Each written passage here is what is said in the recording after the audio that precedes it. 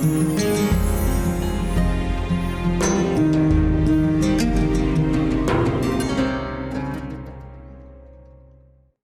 بعد اعوذ باللہ من الشیطان الرجیم بسم اللہ الرحمن الرحیم وَاعْلَمُوا أَنَّمَا غَنِمْتُم مِّن شَيْءٍ فَأَنَّ لِلَّهِ خُمُسُهُ وَلِلرَّسُولِ وَلِذِي الْقُرْبَى وَالْيَتَامَى وَالْمَسَاكِينِ وَابْنِ السَّبِيلِ إِن كُنتُمْ آمَنْتُم بِاللَّهِ وَمَا أَنزَلْنَا عَلَىٰ عَبْدِنَا يَوْمَ الْفُرْقَانِ یوم التقى الجمعان واللہ علی کل شیء قدیر۔ صدق اللہ مولانا العظیم۔ سب ٹی وی کی رمضان المبارک کی صحت ٹرانسمیشن رمضان اور قرآن سب کے ساتھ میں ہوں آپ کا میزبان علی وقار قادری، اور ہم آج حسب معمول 10 رمضان المبارک کو 10ویں پارے کے جو بنیادی مضامین ہیں ان کا جائزہ لیں گے۔ ہمارا جو طریقہ کار ہے، جو منہج ہے، وہ آپ لوگوں کے سامنے ہے کہ ہم پہلے جو بنیادی اور اساسی مضامین ہوتے ہیں ان کا ایک پورا جائزہ لے لیتے ہیں، ان پر ایک دائرانہ نظر ڈال دیتے ہیں، اور اس کے بعد جو اس پارے کے اندر کچھ بنیادی اور ضروری چیزیں ہوتی ہیں جو میسر وقت ہو، اس میسر وقت میں پھر ان چیزوں کا کچھ نہ کچھ جو اللہ کو منظور ہو اور اللہ کی طرف سے توفیق ہو اس کا ذکر ہو جاتا ہے۔ 10ویں پارے میں 7 بنیادی موضوعات زیر بحث آئے ہیں۔ 2 صورتیں ہیں، سورہ انفال کا باقی حصہ اور سورہ توبہ کا اس پارے میں آغاز ہو جاتا ہے۔ کل 7 جو موضوعات زیر بحث آئے، ان 7 موضوعات میں پہلا حکم مال غنیمت کے حوالے سے ہے اس پارے میں، چونکہ غزوہ بدر میں مال غنیمت کے حوالے سے مسلمانوں میں ایک ہلکا پھلکا تنازع ہو گیا تھا، اختلاف ہو گیا تھا، تو اللہ رب العزت کی طرف سے اس کے تصفیہ کے لیے احکام جاری ہوئے اور واضح فرما دیا گیا کہ مال غنیمت کا حکم یہ ہے کہ اس کا خمس یعنی 1/5 5واں حصہ حضور نبی اکرم صلی اللہ علیہ وآلہ وسلم، آپ کے اقربا، یتامہ، مساکین اور مسافروں کے لیے ہوگا،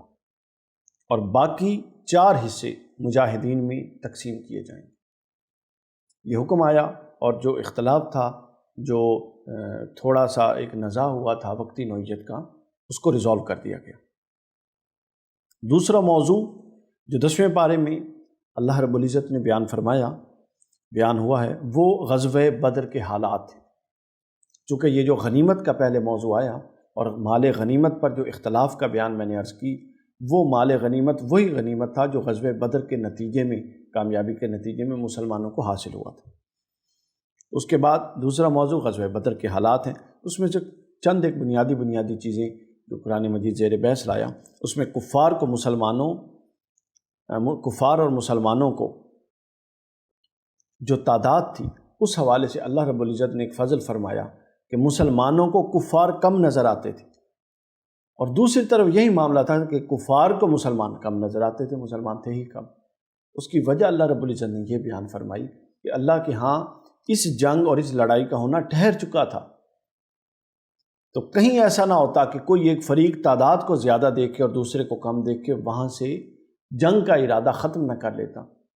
اس حکمت کے پیش نظر اللہ رب العزت نے قرآن مجید کے اندر بیان ہے کہ اللہ نے دونوں کو لشکر کم کر کے دکھائے، اور اس حد تک کم کر کے دکھائے، آگے میں تفصیلات میں عرض کروں گا۔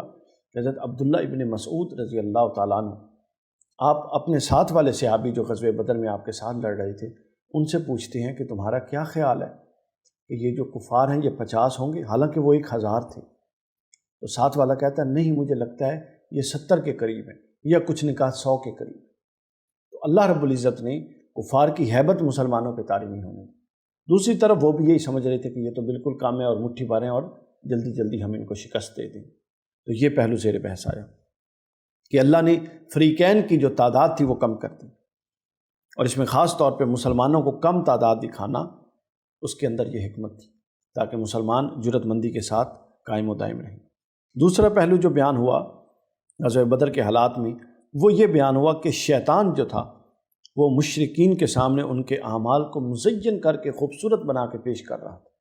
آپ لوگوں کو علم ہوگا کہ جب وہ کو جنگ بدر کی تیاری میں آ رہے تھے تو ان کے ساتھ رقاصائیں تھیں، مغنیات تھیں، وہ گانا گاتی تھیں، رقص ہوتا تھا، شراب چلتی تھی، کئی کئی اونٹوں پر شراب لدی ہوئی تھی، روزانہ ایک دن 10 اور ایک دن 9 کے قریب اونٹ ذبح ہوتے تھے جو وہ کھاتے تھے، یعنی وہ اتنا بڑا جشن کے سما کے ساتھ آئے۔ تو اللہ رب العزت فرماتا ہے کہ یہ ان کے جو اعمال بد تھے، شیطان اس کو مزین کر کے ان کے سامنے پیش کرتا تھا، اور وہ بڑے خوش تھے کہ ہم تو کمال کر رہے ہیں۔ اس کے بعد مسلمانوں کا ذکر آیا کہ ادھر شیطان تھا جو اعمال مزین، بد اعمال مزین کر کے پیش کر رہا تھا، اور مسلمانوں کے ساتھ کون تھا؟ اللہ کے فرشتے، ملائکہ تھے جو مسلمانوں کی مدد اور مسلمانوں کی نصرت کر رہے تھے۔ اس کے بعد تیسرا پہلو بیان آیا کہ اللہ رب العزت نے قریش مکہ اور کفار مکہ کو غزوہ بدر میں ذلت آمیز شکست دی اور ذلیل کیا اور خوار کیا۔ یہ دوسرا موضوع تھا۔ تیسرا موضوع آیا اللہ تعالیٰ کی طرف سے اللہ کی نصرت کے 4 اسباب بیان ہوئے، اور 4 اسباب کیا تھے؟ کہ میدان جنگ میں ثابت قدمی، پہلا سبب کہ مومن کو چاہیے کہ میدان جنگ میں ثابت قدم رہے، ڈٹا رہے، وہ میدان جنگ ہو، وہ یہ میدان جنگ دنیا کا ہو، میدان کارزار، وہ کوئی ہو، روحانیت کا ہو، جس میں داخل ہوا ہے اس کے معاملات تو آئیں گے۔ اللہ کا فضل ہو جائے تو معاملات آسان ہو جاتے ہیں، اور ہوتے ہی اللہ کی فضل اور مدد سے۔ لیکن اللہ کا حکم یہ ہے کہ بندہ اپنے طور، جو بندے کی کمزور آدمی ہے، انسان کمزور ہے، جو اس کی بساط ہے، وہ اس بساط پر ہمت اور حوصلہ رکھے اور ثابت قدمی کا مظاہرہ کرے۔ دوسرا، اللہ کا ذکر کثرت سے کرے، ثابت قدمی اور ذکر، یہ 2 باتیں بیان ہیں۔ اور تیسرا فرمایا کہ لڑائی، اختلاف اور لڑائی سے بچ کر رہے، یعنی آپس میں اختلافات اور آپس کے تنازعات سے بچ کے رہیں۔ اور چوتھا فرمایا کہ مقابلے میں ناموافق امور پر صبر کریں۔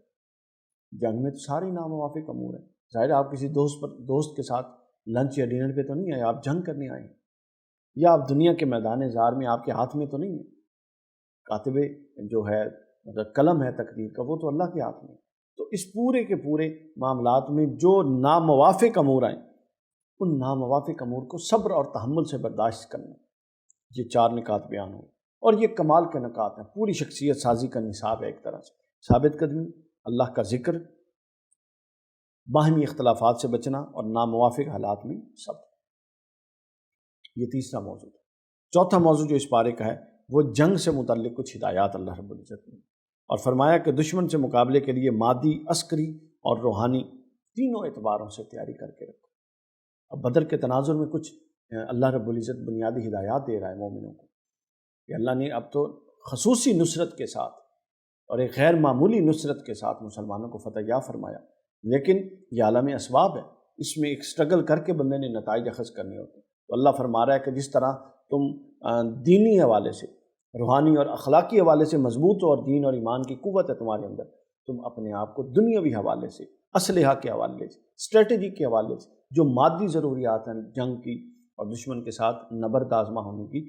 ان خصوصیات، ان لوازمات پر بھی توجہ دو اور ان کو بھی پورا کرو۔ اور اگر کافر، آخر بات دیکھیے جو اصل اسلام کا مضمون ہے، یہ بات سمجھا کے کہ تیار رہو ڈیفینسو پوزیشن میں لڑنے کے لیے، مگر آگے بتا دیا کہ اگر کافر صلح کی طرف مائل ہوں تو پھر اللہ صلح کو پسند کرنے والا ہے، پھر صلح کی طرف جاؤ، پھر جنگ نہیں ہوگی۔ جنگ یہ ہوگی کہ جب تم پر مسلط کر دی جائے، پھر تم اپنا دفاع بھی کرو گے اور دین کی حقانیت کو واضح بھی کرو گے۔ اور اگر صلح کا ماحول بن سکتا ہو، یہ عمومی ہدایت ہے، صلح کا ماحول بن سکتا ہو تو صلح کو ترجیح دی جائے گی۔ اس کے بعد 5واں موضوع زیر بحث آتا ہے اس بارے میں، وہ ہجرت اور نصرت کے فضائل ہیں کہ ہجرت کیسے، اللہ تعالیٰ کے ہجرت کے کیا فضائل ہیں، کیا بنا کے یہ چیز زیر بحث آتی ہے۔ اس میں پہلی چیز یہ ہے کہ مہاجرین اور انصار سچے مومن ہیں۔ اللہ کے لیے گھر بار چھوڑنا آسان تھوڑا ہے، جو چھوڑ کے آئے ہیں ان کے ایمان میں کیا شک ہوگا، وہ سچے ہیں۔ دوسرا، ایسوں کی گناہوں کی مغفرت کا اللہ نے وعدہ فرما دیا کہ ان کے گناہوں کی مغفرت اللہ فرما دیتا ہے۔ اور تیسرا فرمایا کہ رزق کا وعدہ بھی اللہ کا ہے، اصلاً حقیقی رزاق اللہ ہے، باقی اللہ اسباب اور وسیلے اور وسائل بناتا ہے جس کے ذریعے سے بندے کو وہ رزق جو اللہ نے دینا طے فرما دیا ہے وہ میسر آتا ہے۔ یہاں سے خواتین و حضرات سورہ توبہ کا آغاز ہو جاتا ہے، اور اگلا موضوع جو اس پارے کا ہے وہ سورہ توبہ میں جا کے ہمیں ملتا ہے، اور وہ موضوع ہے مشرکین اور اہل کتاب کے ساتھ جہاد، اور ان کے ساتھ مشرکین کے ساتھ جو کیے گئے معاہدے تھے ان سے بیزاری کا اعلان۔ یعنی مشرکین کو حج بیت اللہ سے منع کر دیا گیا کہ وہ نہیں کر سکتے۔ اس کے بعد اہل کتاب کے ساتھ قتال کی اجازت دے دی گئی، اس سے پہلے نہیں تھی۔ دوسرا موضوع جو پھر اس صورت میں بیان ہوا اور پورے پارے کا آخری موضوع، وہ مسلمان اور منافقوں کے درمیان امتیاز اور منافقوں اور مسلمانوں میں امتیاز قائم کرنے والی چیزیں، یعنی وہ کون سے امور ہیں جو بین المؤمنین و بین المنافقین حد امتیاز اور حد فاصل ہے، جن کی بنیادوں پر مومنین کا تعین اور منافقین کا تعین قرآن مجید نے کیا ہے۔ وہ تفصیل سے پھر یہ موضوع آخر تک چلتا ہے، یہ طویل موضوع ہے جس میں خاص طور پہ مومن اور منافق کے احوال غزوہ تبوک کی روشنی میں زیر بحث لائے گئے۔ پھر رومیوں کے ساتھ مقابلہ جو اس وقت کے سپر پاور تھے، جو تبوک میں ہوا، اس کا ذکر ہے۔ شدید گرمی اور فقر و فاقے کے ایام میں، اور ادھر سے پھل پکے کھڑے تھے، ہر شے چھوڑ کے اللہ کے رسول نے حکم دیا کہ جہاد پہ چلو، تو سوائے چند کے سب مسلمان چل پڑے۔ منافقین بہانے تراشنے لگ گئے جب انہوں نے دیکھا کہ یہاں سے تو واپس آنے کے چانس کوئی نہیں ہے،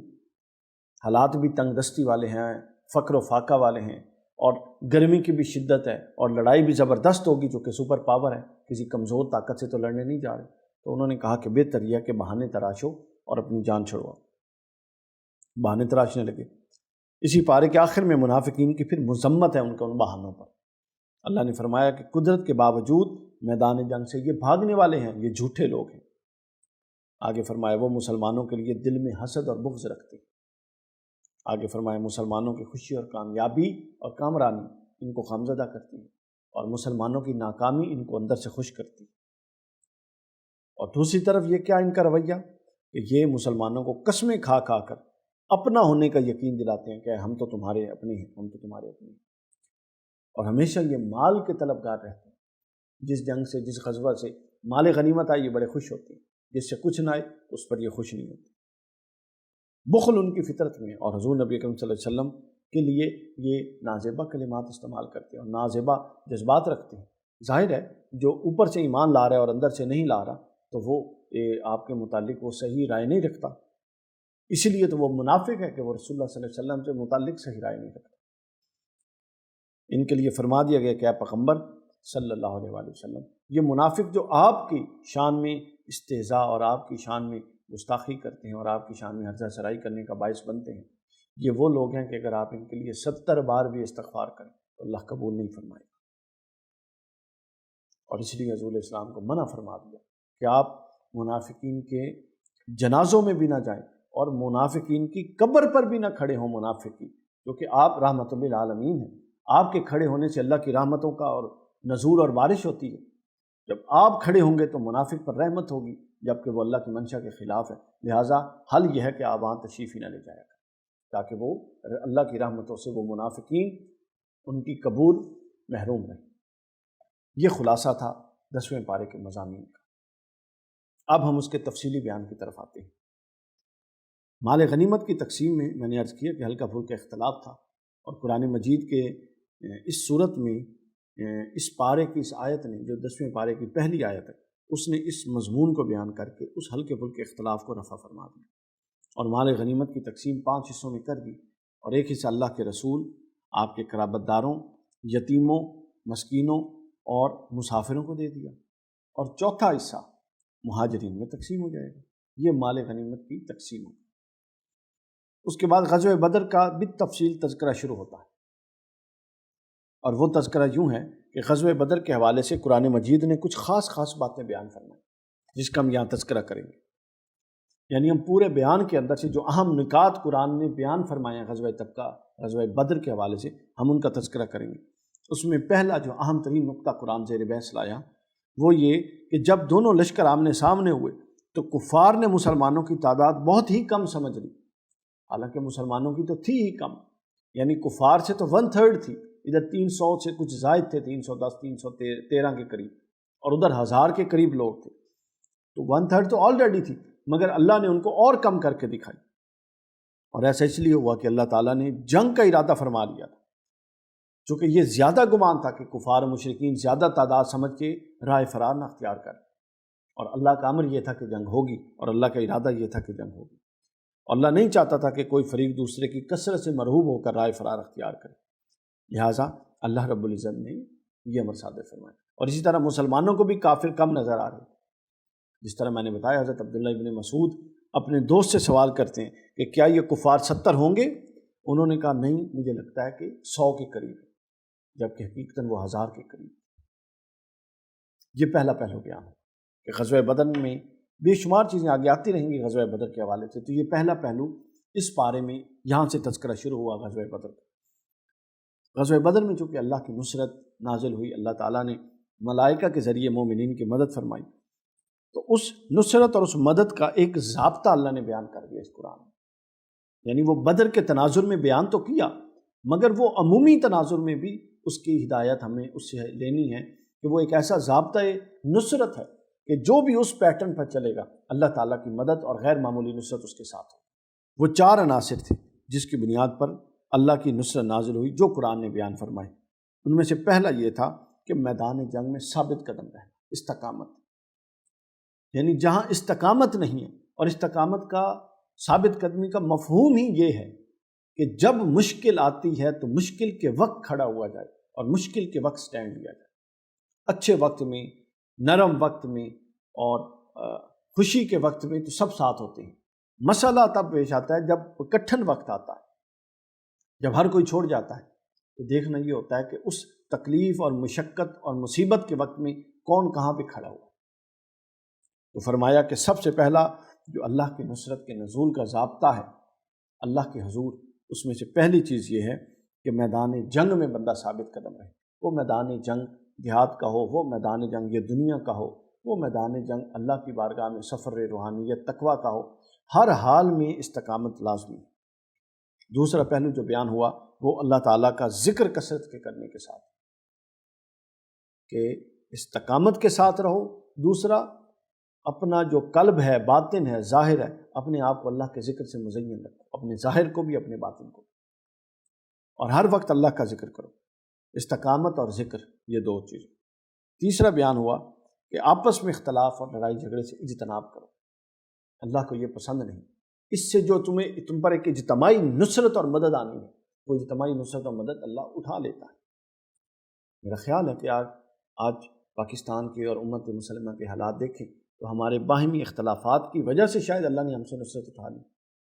کیونکہ اللہ نے خود فرمایا کہ وہ اس کو پسند نہیں فرماتا۔ اور چوتھی چیز جو بیان ہوئی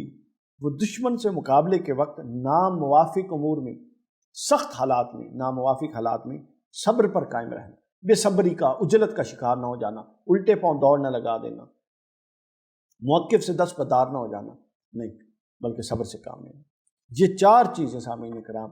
اللہ کی طرف سے نصرت، مدد اور غیبی مدد کا ایک ضابطہ ہے جو قرآن مجید نے ہمیں سمجھا دیا۔ میں دوبارہ بتا رہا ہوں وہ 4 چیزیں: استقامت کے ساتھ ڈٹے رہنا، ہر لمحے اللہ کا ذکر کرنا، آپس میں اختلافات نہ کرنا، تنازعات نہ کرنا، اور مقابلے کے وقت دشمن کی طرف سے پیش آنے والے ناموافق امور پر صبر کرنا۔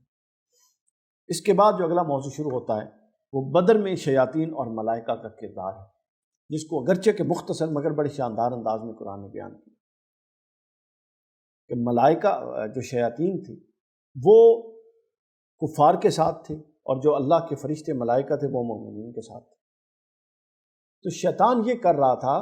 کہ وہ جو پوری تیاری سے مکہ سے نکل کے آ رہے تھے چڑھائی کرنے کے لیے مسلمانوں پر، پوری وہ ایسے جا رہے تھے جیسے کوئی بارات جاتی ہے، ساتھ شراب رکھی ہوئی ہے، ساتھ 10 اونٹ، کئی 100 اونٹ ہیں، اور 10 اونٹ ایک دن اور 9 اونٹ ایک دن، یا 10 اونٹ ایک دن اور 11 اونٹ دوسرے دن، مختلف روایات ہیں۔ ذبح ہوتی ہیں اور وہ کھاتے ہیں،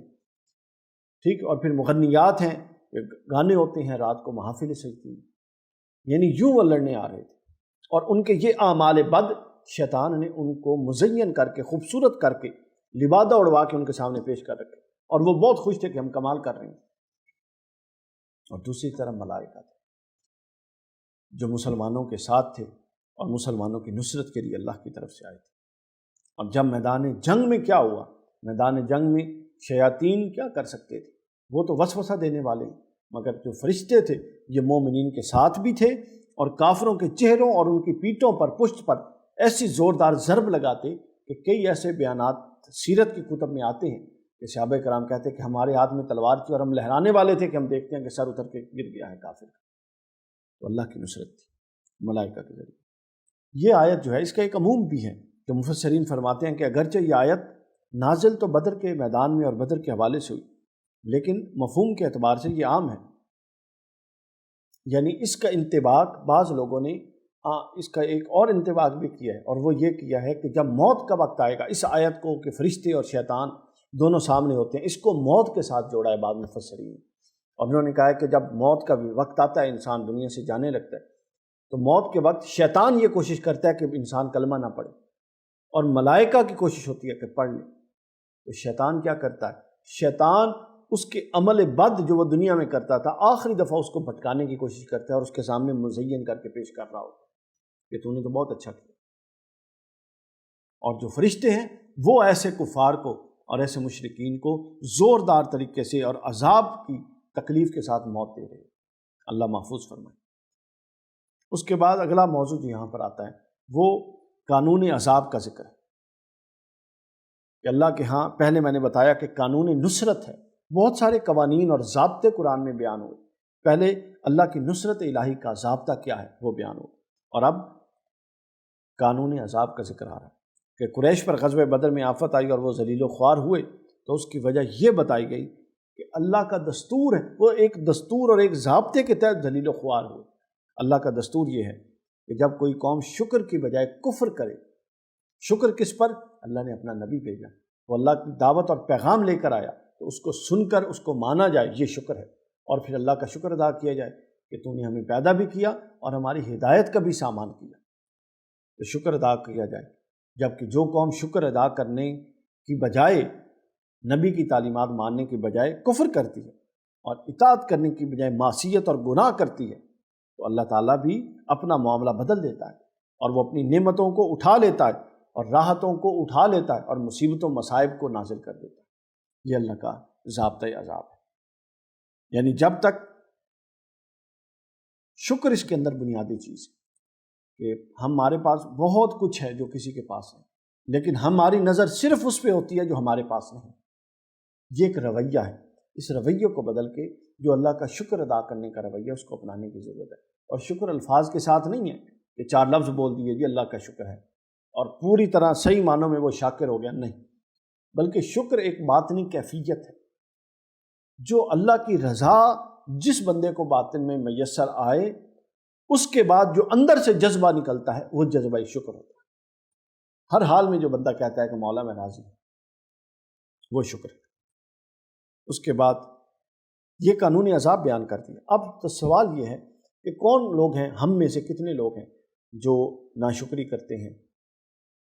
کتنے لوگ ہیں جو اللہ کی نافرمانی کرتے ہیں، یعنی دونوں شرطیں پوری ہو رہی ہیں، گناہ بھی ہو رہی ہے اور ناشکری بھی ہو رہی ہے۔ اور چلے ناشکری کا ایک درجہ کم کر لیں کہ وہ ناشکری میں کفر بھی شامل تھا، یہاں کفر نہیں ہے، نبی کو مانتے ہیں، مسلمان ہیں، لیکن ناشکرے بھی ہیں اور گناہ بھی کرتے ہیں، لیکن عذاب نہیں آتا۔ کیوں نہیں آتا؟ حضور نبی اکرم صلی اللہ علیہ وسلم سے اللہ نے وعدہ فرمایا قرآن میں، وَمَا كَانَ اللَّهُ لِيُعَذِّبَهُمْ وَأَنْتَ فِيهِمْ، اے محبوب صلی اللہ علیہ وسلم جب تک آپ ان میں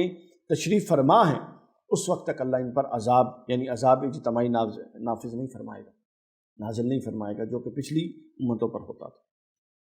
تو حضور اسلام کی ذات پاک کی وجہ سے اور آپ کی رحمت للعالمینی اور کریمی کی وجہ سے اللہ نے وہ عذاب مؤخر فرما دیا۔ اس کے بعد اگلا موضوع جو یہاں سے شروع ہو رہا ہے وہ مسلمانوں کو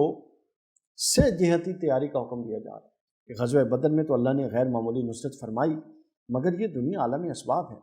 اس دنیا کے اپنے اپنے الگ الگ تقاضے ہیں جن کے مطابق چلنے کی ضرورت ہے۔ تو اللہ نے فرمایا کہ اللہ کی نصرت تو ہمیشہ ساتھ ہے، مگر اللہ کا حکم بھی یہ ہے کہ مادی حوالے سے، عسکری حوالے سے، اخلاقی روحانی حوالے سے، ہر حوالے سے تم تیار رہو اور مستعد رہو اور اللہ کے حکم کے منتظر رہو کہ جب اللہ حکم دے جا کے لڑو، لیکن ایک کامل تیاری کے ساتھ، پوری پلاننگ کے ساتھ، پوری اسٹریٹجی کے ساتھ۔ یعنی یہ تعلیمات ہیں اللہ رب العزت کی کہ اخلاقی طور پہ بھی تم تیار ہو، عسکری اور مادی طور پہ بھی تیار ہو، اور روحانی اور ایمانی طور پہ بھی تیار ہو، تب جا کے جنگ ہوتی ہے۔ کہ جب آپ عسکری طور پہ بھی تیار ہیں، آپ روحانی طور پہ بھی تیار ہیں، اور آپ ایمانی اور مادی طور پہ بھی تیار ہیں، ہمہ جہت تیاری، اس کے بعد جا کے صحیح جنگ، صحیح معنوں میں جس کو جنگ کہتے ہیں، وہ انسان کر سکتا ہے۔ اس کے بعد اگلا جو موضوع یہاں سے بحث آ رہا ہے اس بارے میں، وہ مادی قوت کے ساتھ ساتھ روحانی اور ایمانی قوت کی ناگزیریت کا نقطہ جو اوپر بیان ہوا آیت نمبر 60 میں، سورہ انفال کی آیت نمبر 60 میں جو نقطہ بیان ہوا تھا، اس سے کچھ چیزیں اخذ ہوتی ہیں۔ جس طرح میں نے بتایا نا کہ اللہ نے فرما دیا تھا کہ جہاں تک ہو سکے تم ان سے مقابلے کے لیے تیاری رکھو،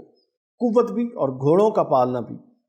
کہ اس کے ذریعے سے تمہاری دھاک بیٹھی رہتی ہے اللہ کے دشمنوں پر اور تمہارے دشمنوں پر، اور ان کے سوا دوسرے لوگوں پر جنہیں تم نہیں جانتے، اور اللہ انہیں بھی جانتا ہے۔ یہاں سے کچھ نکات نکلتے ہیں بڑے اہم۔ وہ یہ کہ یہاں سے ایک بات تو یہ نکلتی ہے کہ مادی قوت کے ساتھ ساتھ روحانی قوت، یعنی ایمانی اور روحانی قوت کے ساتھ ساتھ مادی قوت ضروری ہے، جس کا اشارہ یہاں پر اور کئی جگہوں پر گھوڑوں کی قوت، اسلحہ، ان چیزوں کے ذریعے کیا گیا، چونکہ گھوڑا سب سے بڑا ہتھیار ہوتا تھا جنگ کا اس دور میں۔ تو اللہ نے فرمایا کہ اس سے ان پر رعب بھی پڑتا ہے، وہ پسپائی بھی اختیار کرتے ہیں، اور طریقہ کار اور حکم بھی یہ ہے کہ تم اپنی قوت کو پوری طرح سے مجتمع کر کے رکھو۔ یہی وہ قوت ہے جو کمزوروں کو طاقتور بناتی ہے اور چھوٹوں کو بڑے لشکر کے ساتھ ٹکرا دینے کا حوصلہ عطا فرماتی ہے۔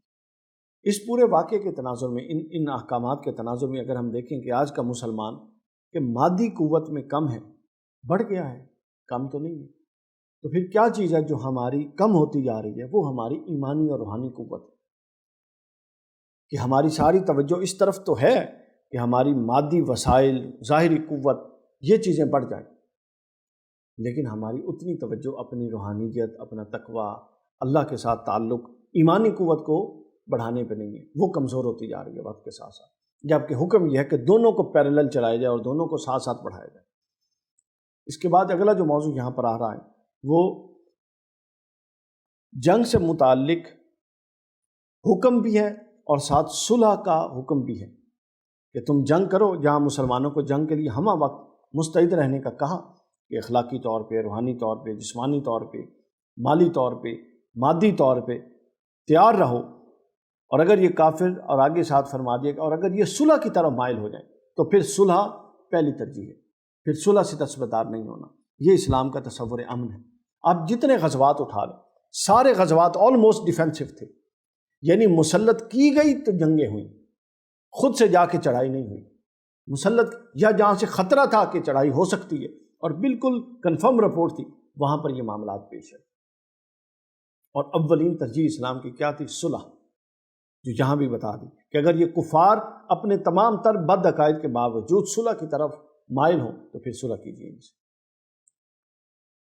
اور خود حضور نبی اکرم صلی اللہ علیہ وسلم کی حیات مبارکہ بے شمار مواقع پر ہم دیکھتے ہیں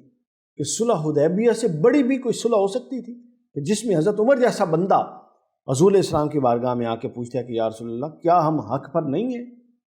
آپ اللہ کے رسول نہیں ہیں، ہم ان شرائط پر صلح کر رہے ہیں۔ لیکن چونکہ صلح تھی تو رسول اللہ صلی اللہ علیہ وسلم نے صلح فرما لی، لیکن اللہ نے اس صلح کو جو ظاہراً لگ رہی تھی کہ بہت مضبوط شرائط پر نہیں ہوئی، فتح مبین قرار دیا اور کہا کہ یہ ایک عظیم کامیابی ہوگی، اور اس کے اندر ایک بڑی فتح ہے، پوشیدہ ہے، جو ابھی اللہ کی ذات دیکھ رہی ہے اور اللہ کا رسول اس کو دیکھ رہا ہے۔ اس کے بعد پھر آگے کچھ تفصیلیں آئیں کہ غزوہ بدر میں 70 کفار قتل ہو گئے اور کچھ مسلمان شہید ہوئے، پھر ان اور 70 کے قریب قیدی ہو گئے، پھر ان قیدیوں کو کس طرح سے ان قیدیوں کے ساتھ کیا معاملہ کیا جائے، اس پر صحابہ کرام میں مشاورت ہوئی، اور بالآخر ان کو فدیہ لے کر چھوڑ دینے کا فیصلہ کیا گیا۔ اللہ رب العزت نے قرآن مجید میں فرمایا کہ اگر اللہ کا حکم نہ ہو چکا ہوتا تو جو تم نے فدیہ لیا اس کے بدلے میں تم لوگوں پر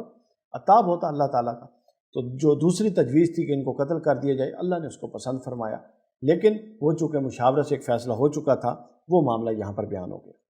اس کے بعد اگلا جو معاملہ یہاں پر آتا ہے، یہاں پر سورہ جو تھی سورہ انفال، یہ اختتام پذیر ہو جاتی ہے۔ اور یہاں پر سورۃ توبہ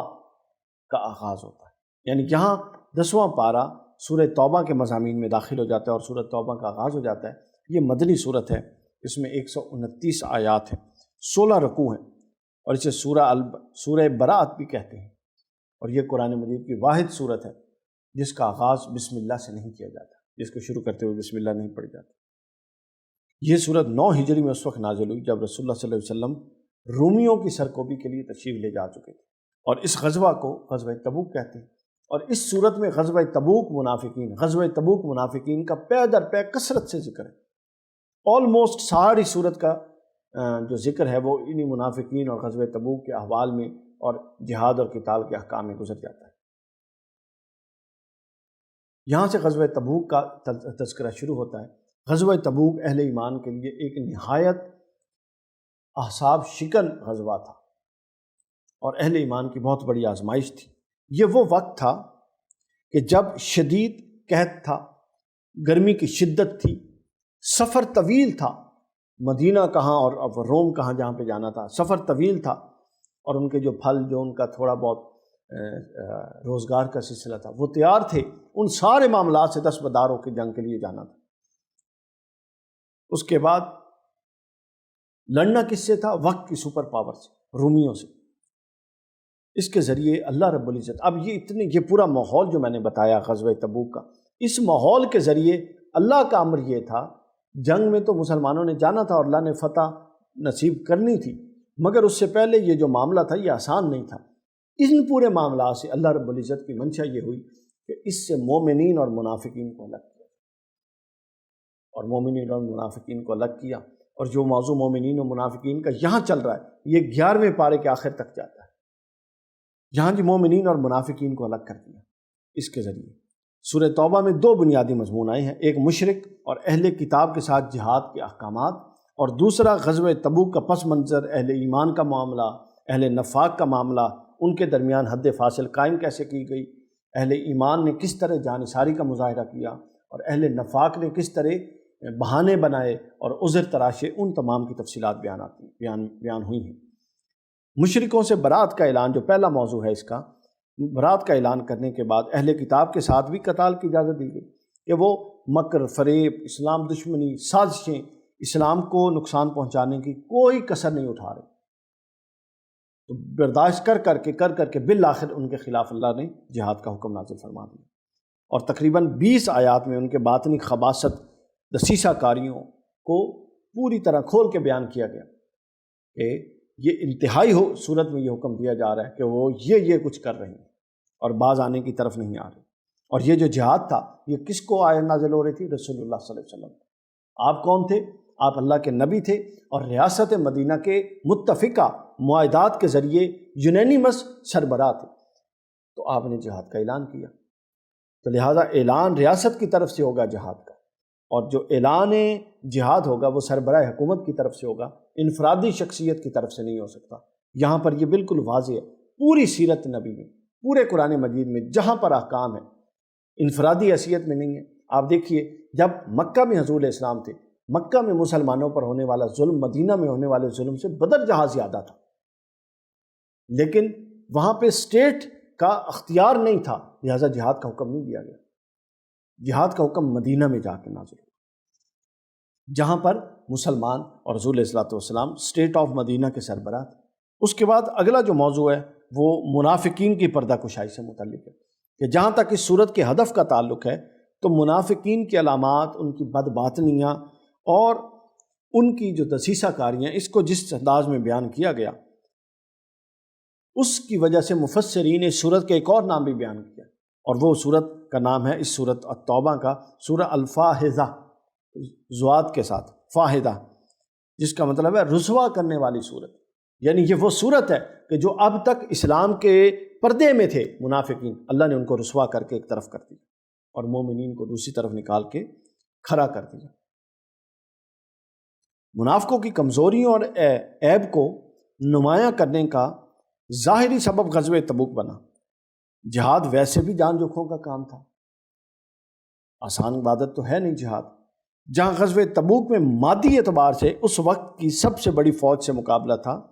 شدید گرمی تھی، فقر و فاقہ کے معاملات تھے، تو گویا ایسے معاملات میں مشرکین سے کیا منافقین سے کیا حرکتیں سرزد ہوئیں، وہ قرآن مجید میں اللہ رب العزت نے بیان فرمائی ہیں ان کی حرکتیں، وہ بڑی شاندار چیزیں ہیں۔ اور بندہ حیران ہوتا ہے کہ وہ اتنی بوکھلاہٹ کا شکار تھے، اتنی ان کو جان پیاری تھی، اگر تو وہ واقعی مسلمان تھے، تو مسلمان تو اللہ کے حکم پر جہاد میں جا رہا ہے، واپس آئے گا تو غازی، وہاں مر جائے گا، کٹ جائے گا تو شہید۔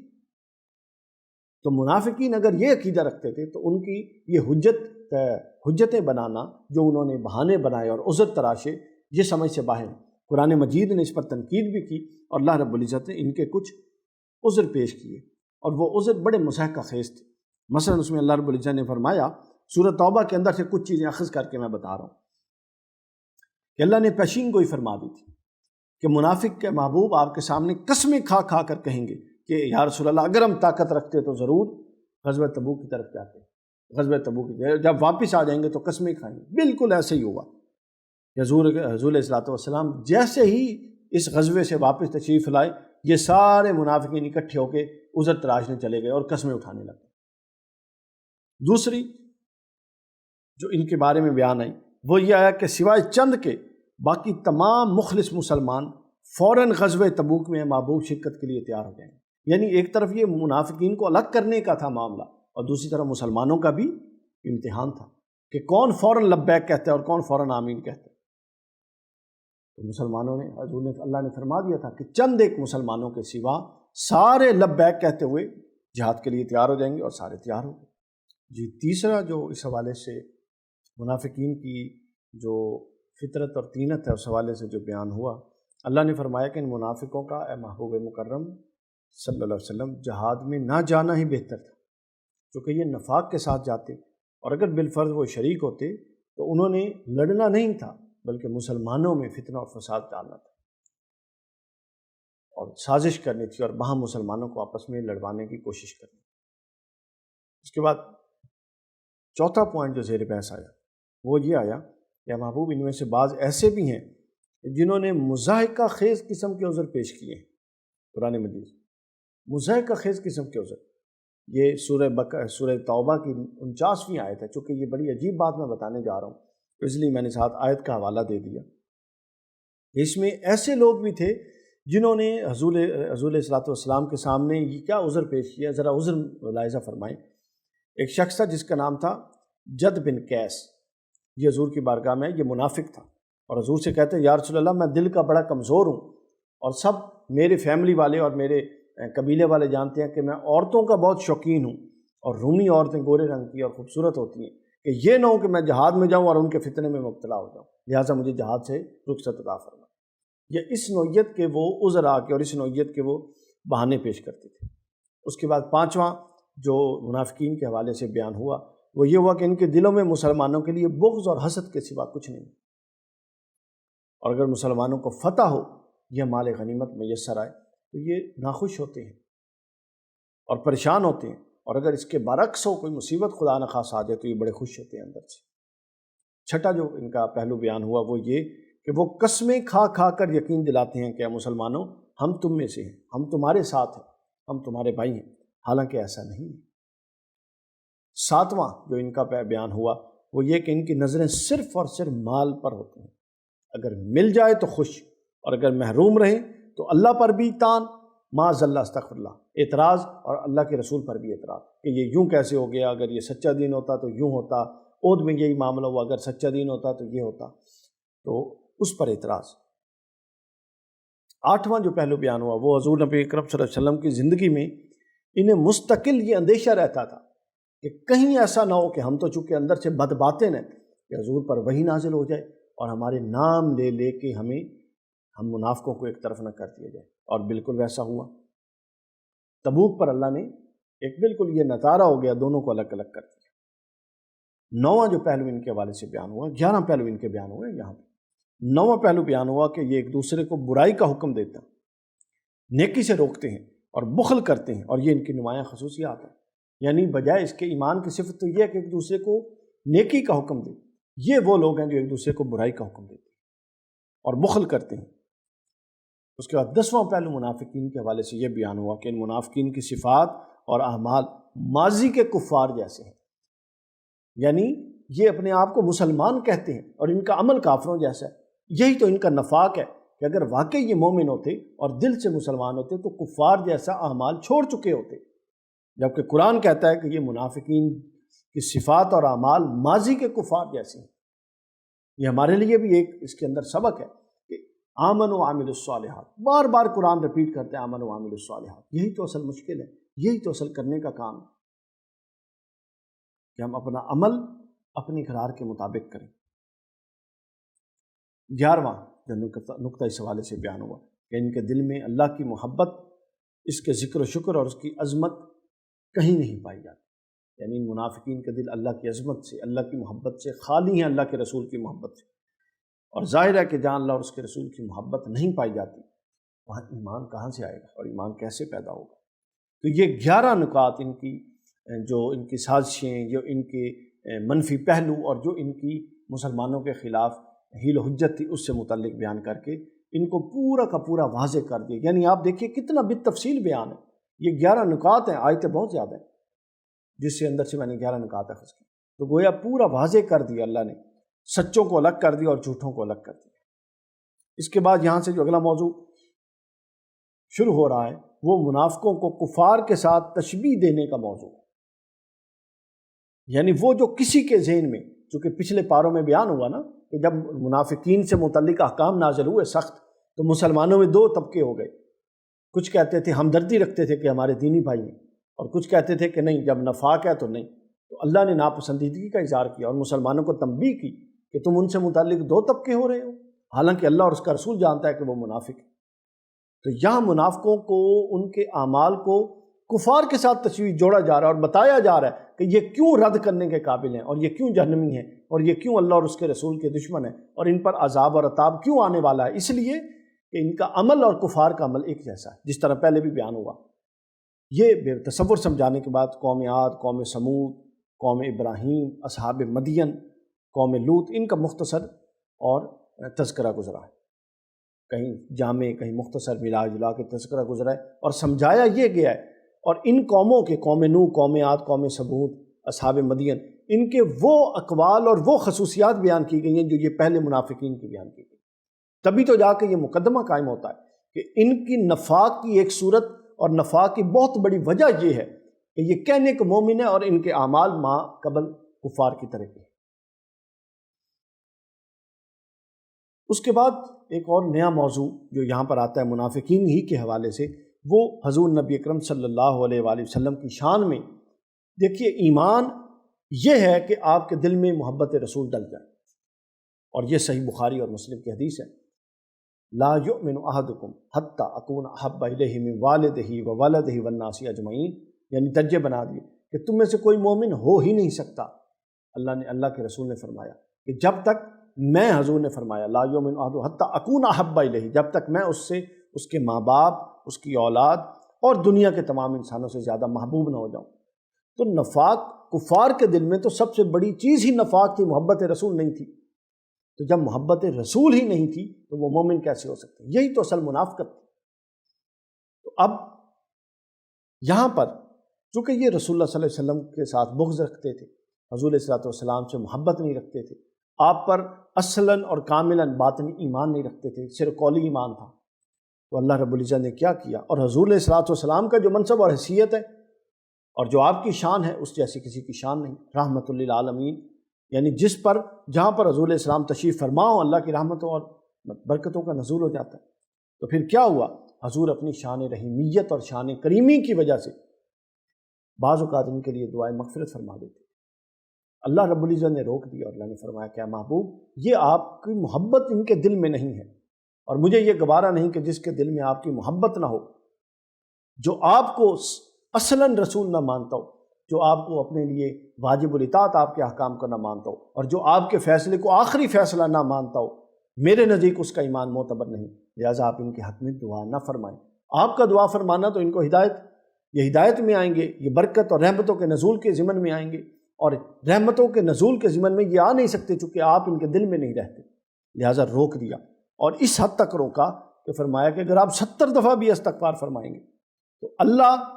آپ کے